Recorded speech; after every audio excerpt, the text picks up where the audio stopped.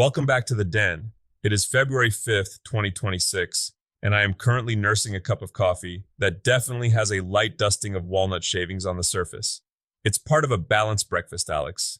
Is that why your voice sounds like you swallowed a belt sander this morning? Honestly, Tiger, I don't know how you do it. Most people start their day with avocado toast. You start yours by seasoning your caffeine with industrial waste. It builds character and calluses.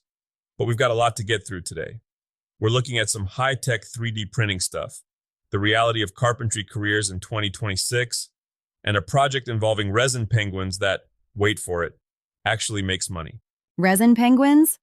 I feel like we're skipping a lot of steps to get to profitable art, but okay. Lead the way, oh wise one. All right, let's talk tech. Here's what I wish someone had told me about 10 years ago. 3D printing isn't just for making little plastic superheroes and wobbly vases. We've been keeping a close eye on all 3DP. It's basically the gold standard for this stuff. Carolyn Schwar over there has been doing some brilliant work on how to actually bridge the gap between hobbyist with a cool toy and professional workshop. Wait, hold on. I'm a wood and metal guy. Why am I looking at a plastic printer when I have a perfectly good lathe right here? Because, Alex, what they don't put in the manual for old machinery is that when a handle breaks on a 1940s South Bend lathe, you can't exactly go to the local hardware store and buy a replacement. Let me guess. You tried to carve one out of a 2x4? Don't ask me how I figured this out, but wood handles on metal lathes end up as colorful splinters pretty fast.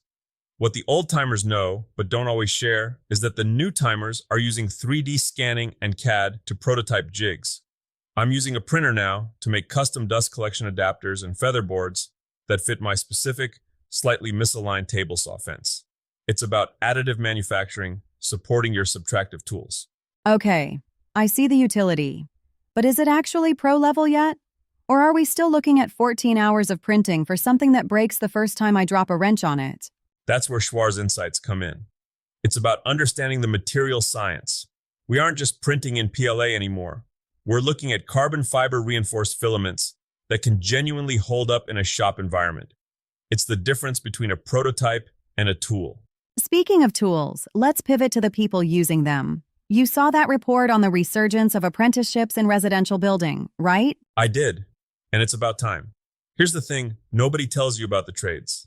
It's not just about learning how to swing a hammer or read a speed square, it's a retention strategy. The industry is finally realizing that if you treat an employee like a disposable part, they're going to act like one. So, the apprenticeship triangle thing, mentorship, skill, and business. Exactly. The builders who are winning right now are the ones teaching the business side too. If you're an aspiring pro, you don't just want a boss. You want a mentor who explains why the quote was $5,000 instead of 3. Is this where you tell me about the time you quoted a job and forgot to factor in the cost of, I don't know, the wood? Let's just say I paid tuition on that lesson. Twice. I once built an entire set of custom cabinets for a kitchen and forgot to account for the fact that the client's floor was 3 inches out of level from one side to the other. I looked at the blueprint. I didn't look at the dirt. Tiger, that's classic. The parts they leave out of the YouTube tutorials, like, gravity and physics. Exactly. That's why I'm obsessed with the Fine Home Building Index right now. It's a searchable encyclopedia. If you're struggling with a flashing detail on a roof or a complex stair stringer, some master who's been doing it since the 70s has already written the definitive guide. You don't have to guess. Let's talk money. Because as much as we love the craft, the maker mogul side of the TigerDen community needs to eat. You mentioned the Maker Channel and their Profit King projects. Right. And nobody warns you about this, but most makers go broke by trying to be custom everything. Custom is a trap if you haven't mastered the small batch. Wait, give me the breakdown. Why small batch over one-offs? Efficiency. If I'm making one custom dining table, I'm setting up my tools 50 different times. If I'm making 10 functional art charcuterie boards with high-end resin inlays, I'm setting up once. The profit margin is in the repetition of the process, not just the hours spent. Okay, but we have to address the resin penguin family. Tiger, when I read that in the notes, I thought you'd finally inhaled too much sawdust. Specifically, plywood to resin inlay penguins. Listen, I know how it sounds, but hear me out. Resin inlays on plywood, specifically Baltic birch, are incredibly popular in the affordable art market right now. You route out a silhouette, like a stylized penguin family, fill it with a vibrant, high-quality resin, sand it flush, and you have something that looks like it belongs in a boutique, but costs you $8 in materials. And people buy this? People love this. It's tactile, it's modern, and it has that handmade soul. The secret is the family aspect. People buy them as gifts representing their own families.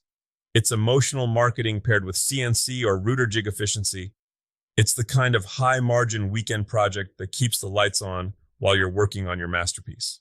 Fine, I'll give you the penguins. But what about this retro tech thing? The Ender 2 Pro is making a comeback in 2026? That machine is practically a dinosaur in tech years. That's what the big companies want you to think. But the Ender 2 Pro is the workhorse of the small-scale shop. It's a small footprint, it's reliable, and because it's older tech, we know exactly how to fix it when it complains. It's the 1960s Chevy of 3D printers. Exactly. What the old-timers know is that you don't always need the latest, flashiest $2,000 unit. Sometimes you just need 3 reliable small machines running 24/7 to churn out those custom knobs or jig components. We're calling it turning back the clock. It's about intentionality over trend chasing. We've covered a lot today: tech, trades, penguins. But if you had to give one Tigerism for the weekend, what would it be? I think it's this. Stop waiting for the perfect tool to start the project.